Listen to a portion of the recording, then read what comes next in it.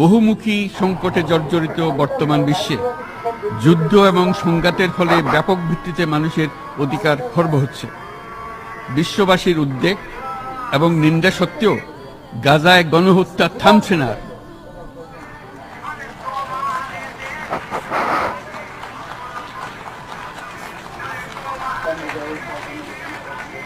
ফিলিস্তিনের মতো বিদ্যমান বাস্তবতা কেবল আরব কিংবা মুসলমানদের জন্যই উদ্বেগজনক নয়, বরং তা সমগ্র মানব জাতির জন্যই উদ্বেগের বিষয়।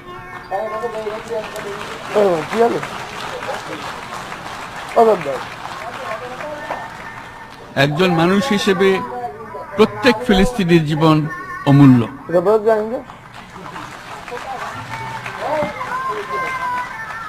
ফিলিস্তিনের জনগণের বিরুদ্ধে যে মানবতা বিরোধী অপরাধ হচ্ছে তার জন্য সংশ্লিষ্ট সকলকে দায়বদ্ধ করতে হবে।